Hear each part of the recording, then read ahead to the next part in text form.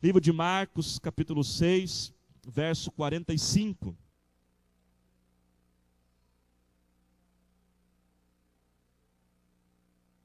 Livro de Marcos 6, 45. Quem achou, diga amém.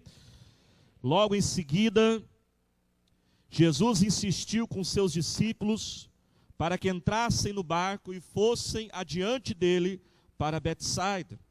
Enquanto ele despedia a multidão, e tendo-a despedido, subiu ao monte para orar. Ao anoitecer, o barco estava no meio do mar, e Jesus se achava sozinho em terra. Ele viu os discípulos remando com dificuldade, porque o vento soprava contra eles. Alta madrugada, por volta de 3, 4 horas da manhã, Jesus dirigiu-se a eles, andando sobre o mar, e estava já a ponto de passar por eles. Quando o viram andando sobre o mar, pensaram que fosse um fantasma. Então gritaram, pois todos o tinham visto e ficaram aterrorizados. Mas Jesus imediatamente lhe disse: coragem, sou eu, não tenho medo. Então subiu no barco para junto deles, e o vento se acalmou, e eles ficaram atônitos, pois não tinham entendido o milagre dos pães. O coração deles estava endurecido. Verso 53, depois de atravessarem o mar, chegaram a Genezaré, e ali amarraram o barco. Logo que desembarcaram, o povo reconheceu Jesus. Eles percorriam toda aquela região, e levavam os doentes em macas para onde ouviam que ele estava. E aonde quer que ele fosse, povoados, cidades ou campos, levavam os doentes para as praças e suplicavam-no que pudessem pelo menos tocar na borda do seu manto. E todos os que nele tocavam eram curados. Diga glória a Deus. Irmãos, essa é uma história tão abençoada, uma história assim tão poderosa, que fala demais ao nosso coração. A história quando Jesus, ele anda sobre as águas. Essa mesma história também está escrita no livro de Mateus, capítulo 14, e no livro de João, capítulo 6. A diferença é que lá no livro de Mateus acrescenta um detalhe a essa história, quando fala de Pedro andou sobre as águas também com Jesus. Porém, Marcos e João não colocam esse detalhe. Mas nós estaremos lendo aqui em Marcos, porque existem alguns detalhes que Marcos escreve, que certamente Deus vai falar ao nosso coração nesta noite. A Bíblia diz, irmãos, que neste ponto, Jesus, ele já estava no auge da sua vida aqui na terra, de conhecimento, de fama. Aonde Jesus chegava, multidões já iam atrás dele. Aonde ouviam falar que Jesus chegou, Jesus estava naquele lugar, as pessoas saíam de todo lugar e carregavam os doentes, carregavam os enfermos. Só para a igreja ter uma ideia, o livro de João diz que não há livro suficiente para escrever todos os milagres que Jesus fez. E Jesus, irmãos, tinha passado um dia maravilhoso ali. Se você voltar um pouquinho antes na sua Bíblia, no próprio livro de Marcos 6, você vai ver que um pouquinho antes dessa história, aconteceu uma outra história que conhecemos muito, que foi a multiplicação dos pães e peixes. Jesus passou o dia inteiro, irmãos, pregando e ministrando cura para uma grande multidão. Segundo alguns estudos, 5.000 homens, fora mulheres e crianças, então no mínimo 10, 15 mil pessoas. E Jesus passou o dia inteiro, irmãos, pregando para aquela multidão. Quando foi chegando ao final do dia, eles estavam com fome, e os discípulos falaram: Jesus, manda embora. Jesus ainda faz mais um milagre. Jesus ainda começa a multiplicar pães e peixes, e aquela multidão é alimentada. Mas, irmãos, chega uma hora que precisava despedir da multidão. Já ia ficando noite, já ia ficando escuro. Então a Bíblia diz que aquela multidão, ela é despedida, cada um volta para a sua casa. Mas Jesus chama os seus discípulos e fala: olha, eu quero que vocês entrem no barco, e vocês vão remar, e vão até o outro lado do mar da Galileia. A gente fala mar da Galileia, mas na verdade é um grande lago, mas pela sua extensão chamamos de mar. E o mar da Galileia, irmãos, ele é todo circuncidado por montanhas. Ele está bem lá embaixo, a volta inteirinha dele é de montanhas. Jesus falou: peguem o barco, entrem no barco e depois eu encontro vocês amanhã, um outro horário, eu encontro vocês depois do outro lado do lago. A Bíblia então diz que os discípulos não queriam muito fazer isso, porque olha o que a Bíblia diz, no versículo 45, diz que Jesus insistiu com os discípulos. Jesus falou firme com eles: não, eu quero que vocês vão para o outro lado do lago.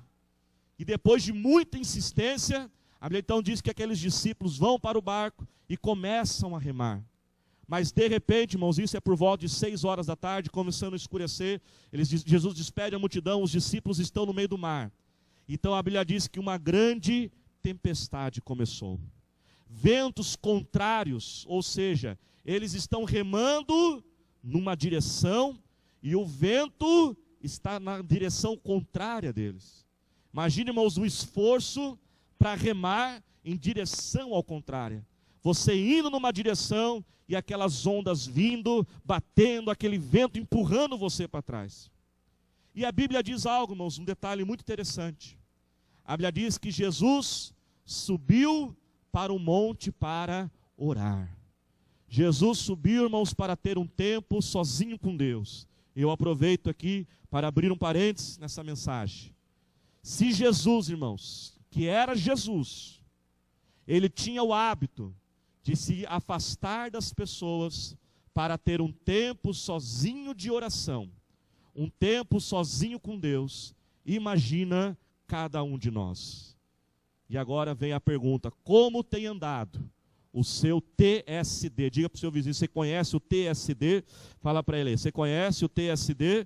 Diga assim comigo: tempo, mais forte, vamos lá, igreja, tempo sozinho com Deus.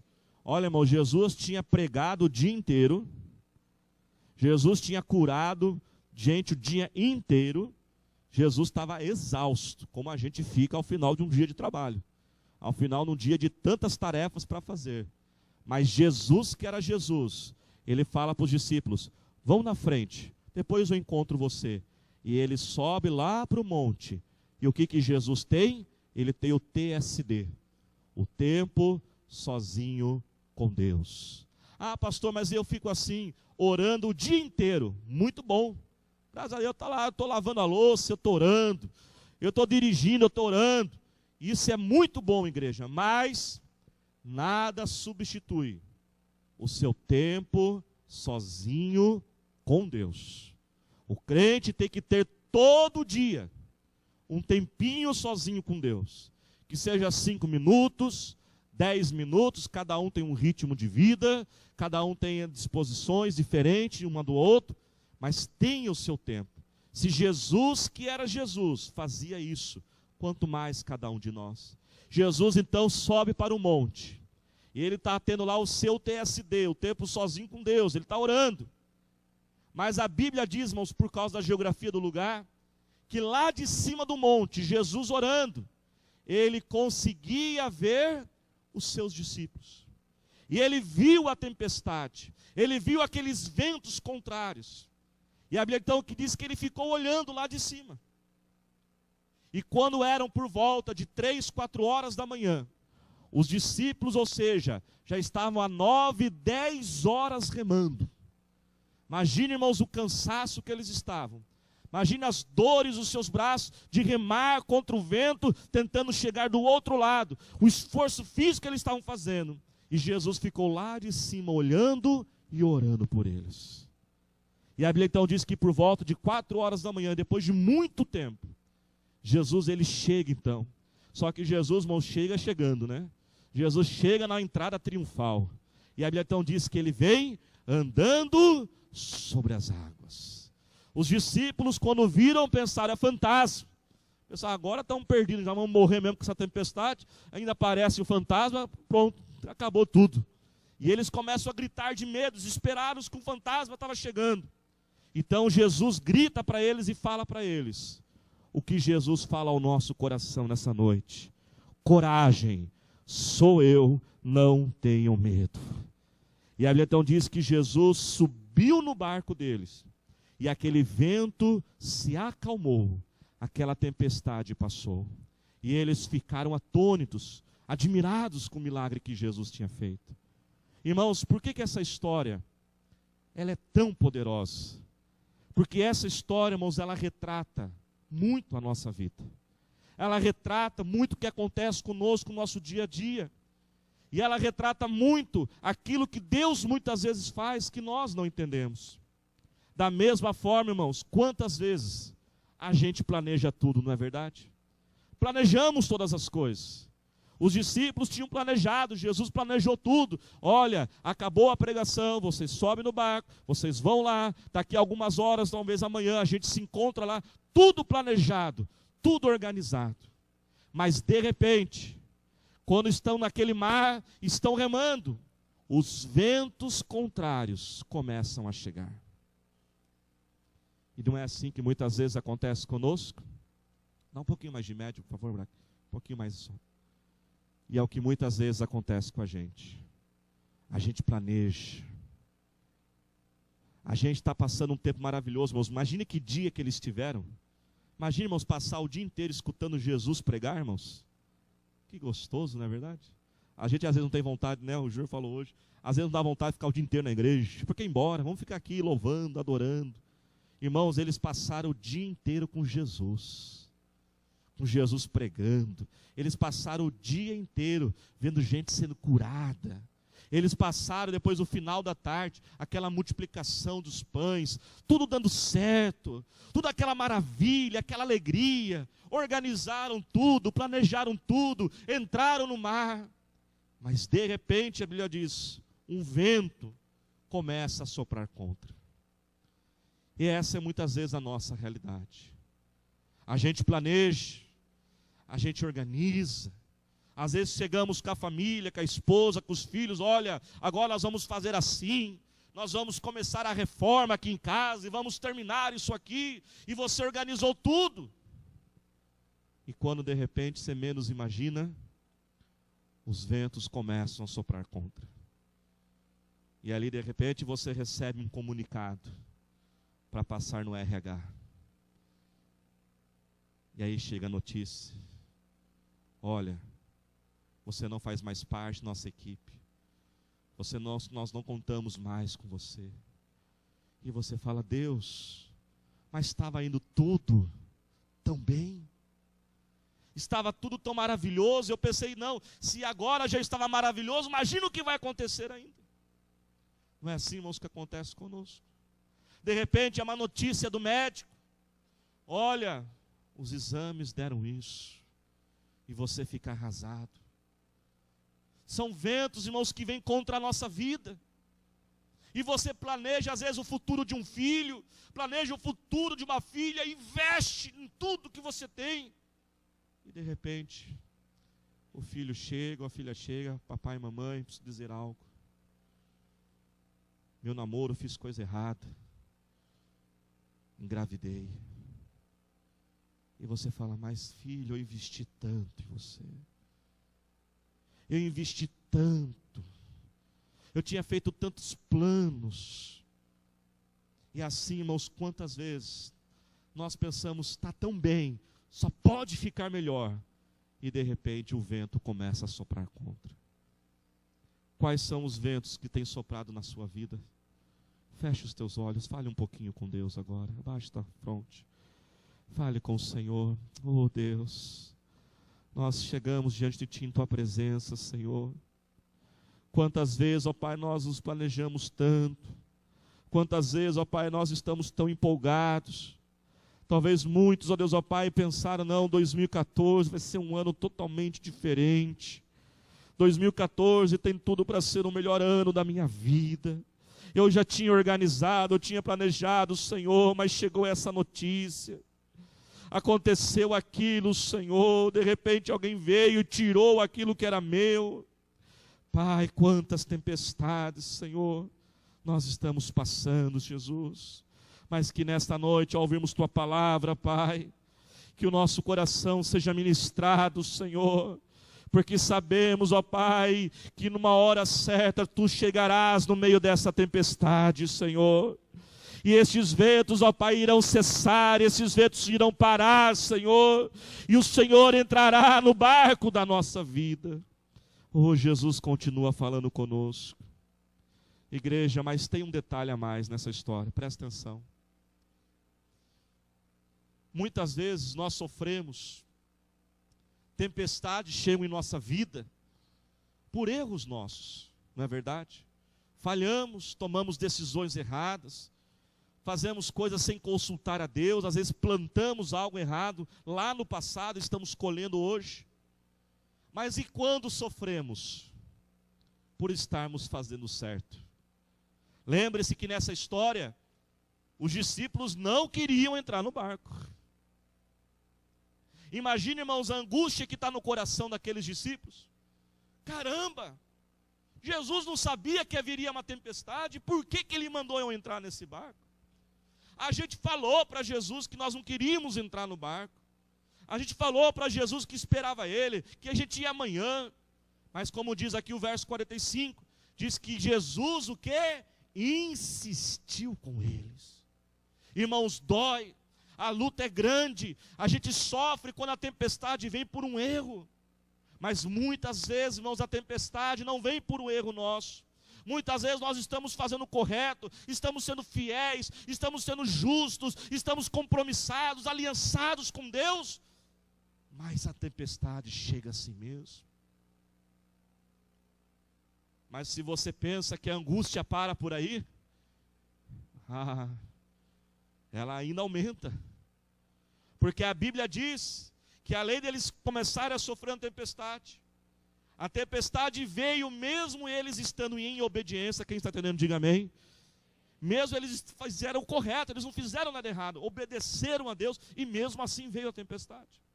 Mas existe um detalhe ainda mais nesse texto, irmãos. A Bíblia diz, olha o que diz lá no versículo 48.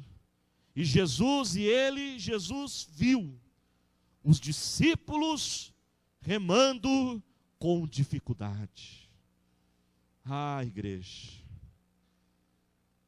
E Jesus ainda estava lá de cima. E Jesus só ficou olhando. Por que Jesus levou 9 horas, 10 horas para chegar?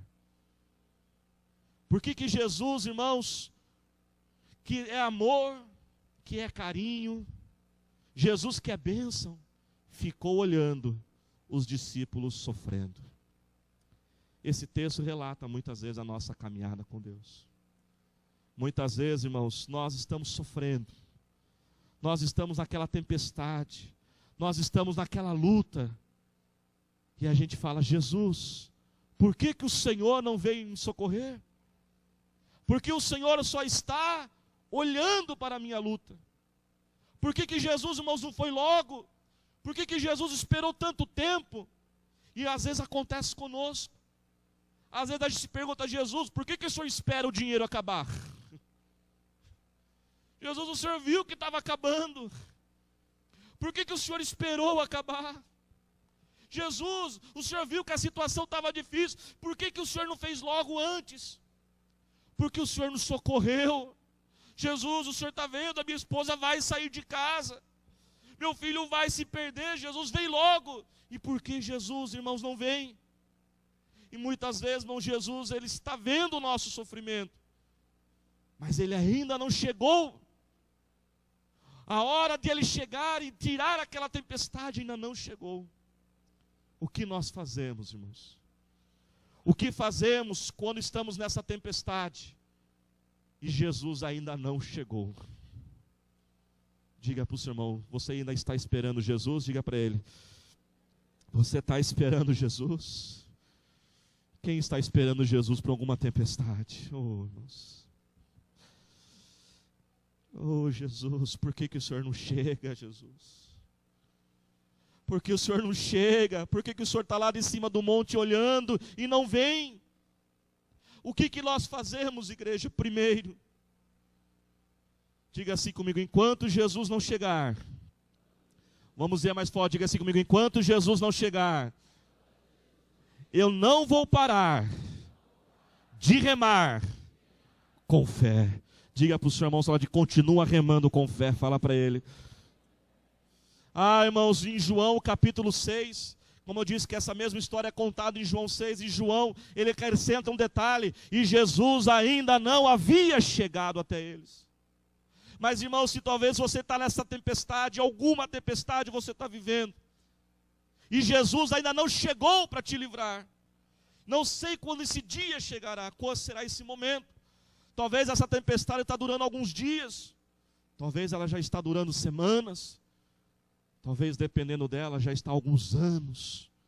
O que Jesus fala para cada um de nós: continua remando, não solte do remo, porque quando Jesus chegar, irmãos, que Ele nos encontre dentro do barco remando. Talvez você chegou aqui, talvez tenha decidido: não, Deus, eu não tenho mais força para remar, eu não tenho mais paciência para aguentar isso.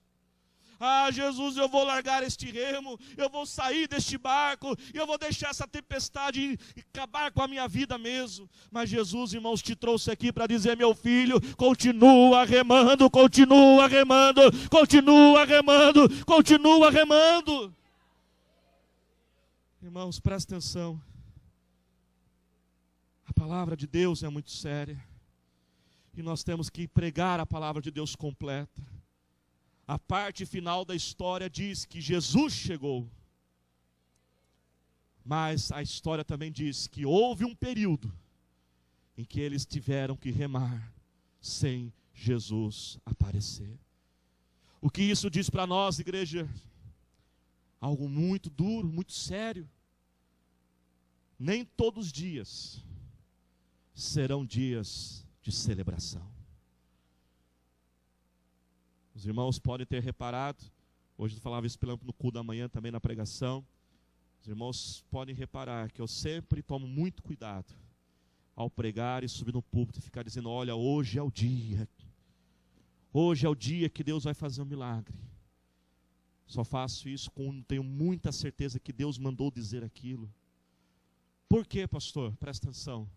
Porque nem todo dia é dia de milagre. Nem todo dia é dia de celebração. Às vezes, há períodos em nossa vida que a gente simplesmente tem que remar. Segura o seu remo aí. Deixa eu arranjar um remo aqui. Não tem um remo aqui. Deixa eu pegar esse remo. Faz de conta que é um remo. Tem dia, irmãos, tem que pegar o remo e falar: Jesus, eu não sei se é hoje que o Senhor vai chegar, mas está aqui, está o remo, e eu vou remar. Está segurando o seu remo aí? Jesus está dizendo: continua remando, meu filho. Talvez a tua vontade é pegar aquele chefe, sumir com ele. Nem todo dia é dia de celebração, irmãos. Tem dia que a gente tem que fazer o que a gente precisa fazer.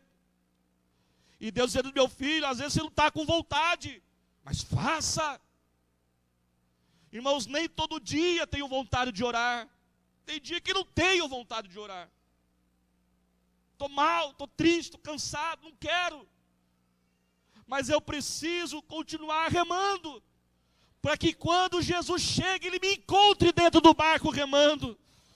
E Jesus está dizendo: meu filho, eu vou chegar no meu tempo, na minha hora certa, e eu vou acabar com essa tempestade. Mas o dia que eu chegar, a hora que eu chegar, eu quero te encontrar remando. Talvez, irmãos, não há mais vontade de voltar para casa, mas eu vou voltar para casa. Eu não tenho mais vontade de continuar com esse casamento, mas eu vou continuar remando. Deus, eu não tenho mais força para aguentar aquela pessoa, mas eu vou lá, Senhor. Cadê o remo na sua mão? Está com o remo? Levante o seu remo aí. Faz assim com a sua mão, diga assim: eu vou continuar remando. Diga para o seu irmão: continua remando. Fala para ele. Diga assim: quando Jesus chegar, Ele quer te encontrar remando. Quem precisa que o Senhor renove a sua força? Eu preciso do Senhor. Pastor, mas eu não tenho mais força. Salmo 27 diz: o Senhor, Ele é a minha força. mas eu não vou parar de remar. Mas eu já fiz de tudo por esse filho, já fiz de tudo por essa criança, não tem mais o que fazer. Jesus está dizendo, continua remando, meu filho. Às vezes, irmãos, até vir à igreja, eu não estou com vontade, mas eu vou, porque eu preciso continuar remando. Mas Deus, não tenho mais força, tantas horas, é tanto vento contrário. O primeiro passo, irmãos, é que nós precisamos continuar remando, mesmo que talvez as coisas não estão tão alegres. Um dos nossos problemas, irmãos, presta atenção, é que nós estamos envoltos em tantas fábulas. O livro de Timóteo diz, não fique preso às fábulas. O que quer dizer isso, pastor? Irmãos, a gente está viciado, e é só filme, novela, seriado americano. Tem gente que se for no cinema essa semana nem tem filme mais novo para ver, já viu todos. Tem que ficar aguardando o dia da estreia do novo. E a gente, irmãos, vai ficando em volta nisso. E a gente começa a achar que a vida é assim. Todo dia da vida é dia de celebração. Não é assim? Que a vida é daquele jeito. Que a vida é essa fábula, esse encanto que está lá na televisão, nos livros que a gente fica lendo. Por isso que a Bíblia diz, não fique preso às fábulas, porque você começa a imaginar um mundo diferente do que ele é. Hoje talvez não é dia de celebração, mas é dia de continuar remando. Segundo, diga assim, eu tenho que remar, mas não remar simplesmente. Diga, eu vou remar pela fé. Você pode aplaudir ao Senhor Jesus? Diga, eu vou remar pela fé.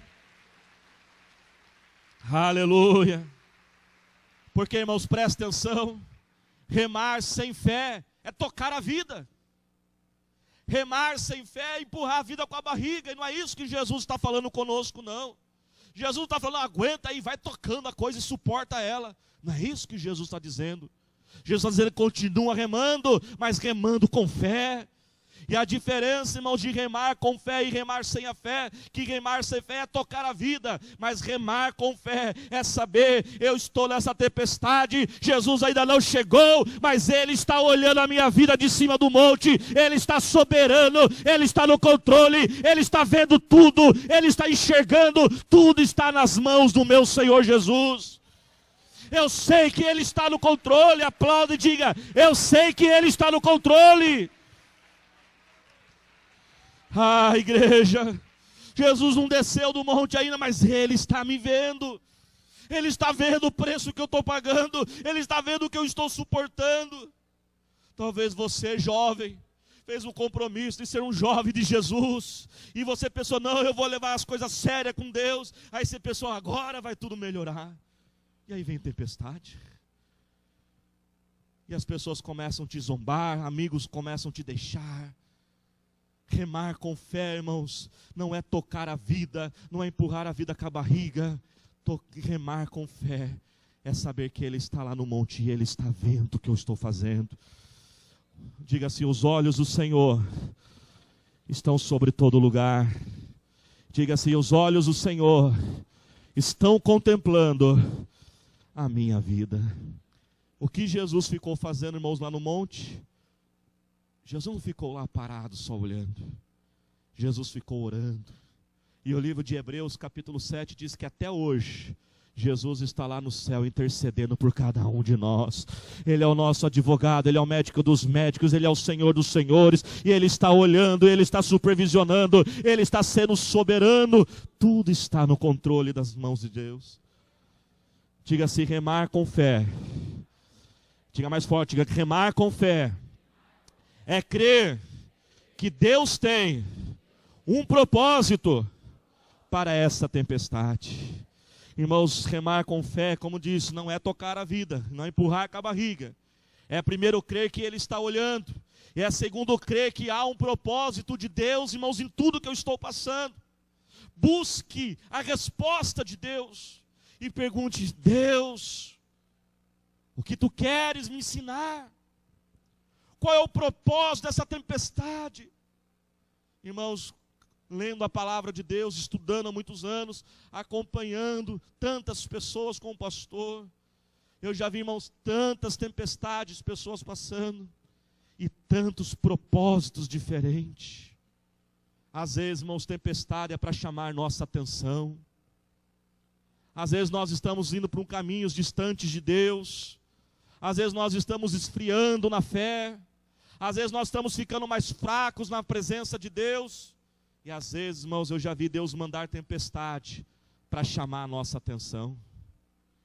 É igual uma vez, conta uma história de um piloto no avião. Estavam lá, um avião lotado, todo mundo agitado. Presta atenção aqui. De repente a comissária fala: olha, senhores passageiros, nós vamos passar por uma grande turbulência. Preciso que todos se assentem. Mas alguns continuaram andando no avião. Ia para o banheiro, ia para cá, e saía, levantava, aquela confusão toda. Aí a comissária precisou falar mais duro: senhores passageiros, eu preciso que todo mundo se assente. Mas tinha um lá, um abençoado, que não sossegava.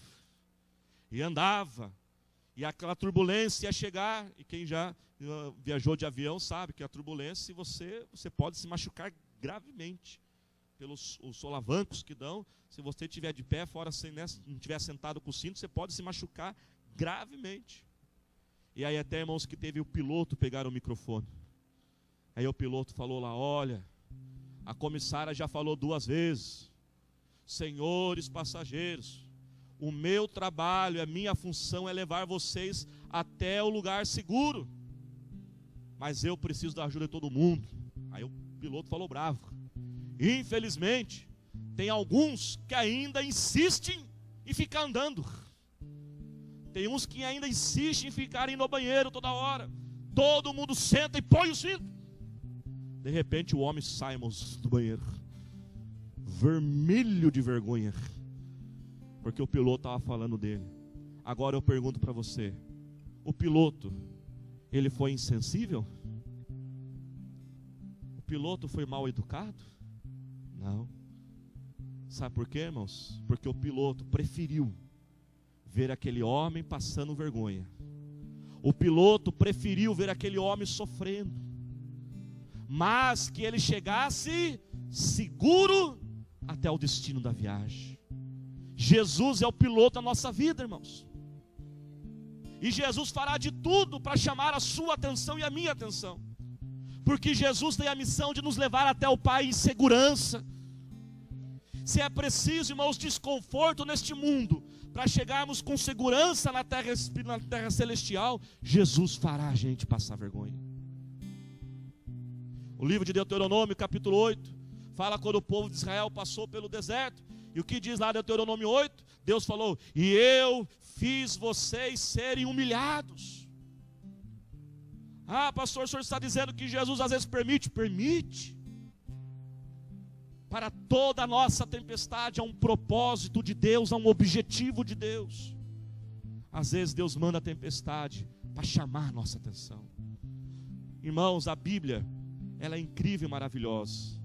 Você pode dizer: pastor, a Bíblia é muito complexa, realmente tem muitas doutrinas, muitos personagens, mas presta atenção, a mensagem da Bíblia, irmãos, ela é muito simples. A mensagem da Bíblia é simples, de Gênesis a Apocalipse. Sabe qual é a mensagem da Bíblia? Deus criou o homem se afastou de Deus, e Deus não vai desistir até resgatar cada um de nós. Deus criou você e Deus me criou. Às vezes, pela nossa tendência pecaminosa, afastamos de Jesus, mas a mensagem diz que Ele não vai desistir. Diga para quem está ao seu lado: Jesus jamais vai desistir de você. Levante as suas mãos e diga assim: Espírito Santo, revela para mim o propósito dessa tempestade.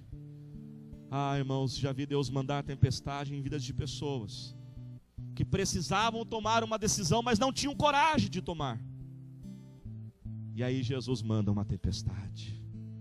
Às vezes nós estávamos cômodos, parados, Quantas vezes já passei por essas situações, e de repente aquele vento contrário, perguntando: Jesus, por que isso? Jesus falou: você estava muito parado, meu filho.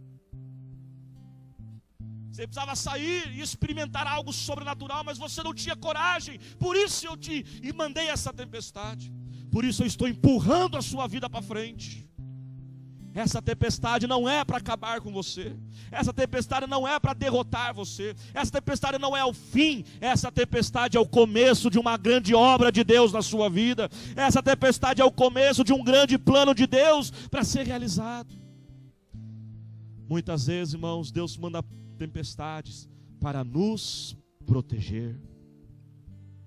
Quanto maior for o sucesso da tua vida, maior será a perseguição e a inveja contra você. Já passei por tempestades, irmãos, que quando fui buscar o propósito de Jesus, Jesus falou: é só para te segurar um pouco. Eu falei: ô Jesus, ô louco. Mas Jesus, eu estou remando, eu quero chegar lá, e esse vento não me deixa. Jesus, você não está preparado ainda. Se você chegar lá muito rápido, você não aguentará a pressão, o suporte, a perseguição, a inveja, o peso daquilo, você não aguentará aquilo. Às vezes Jesus manda, irmãos, tempestade, porque não é a hora da gente viver aquilo ainda. Mas o que eu tenho que fazer? Continuar remando pela fé. Remando pela fé, sabendo que Jesus está lá no alto da montanha e Ele está vendo tudo, e Ele está no controle. Remando pela fé, sabendo que Deus tem um plano e um propósito no meio de tudo isso. Se coloque de pé. Terceiro, diga assim: eu vou continuar remando pela fé. Remando pela fé, irmãos, porque eu sei que Jesus está vendo lá de cima. Segundo, que Jesus tem um propósito. E terceiro, eu vou continuar remando. Diga assim bem forte comigo, diga: eu vou continuar remando pela fé, porque eu sei, porque eu creio que em alguma hora Jesus vai chegar e essa tempestade vai passar em nome do Senhor Jesus. Tudo, irmãos, que tem um começo, uma hora tem um fim. A palavra de Deus diz para nós: o choro pode durar o quê? Uma noite inteira. Mas Jesus já deixou a sua promessa: mas a alegria virá pela manhã. Ainda que eu passe pelo vale da sombra da morte, eu não temo mal algum, porque eu sei que tu estás comigo. Depois do vale da morte, irmãos, há os passos verdejantes esperando por nós. Eu vou continuar remando pela fé, porque eu sei que Jesus está olhando. Eu vou remar pela fé, porque eu sei que Ele tem um propósito. E eu vou continuar remando, porque eu sei que uma hora Ele vai chegar.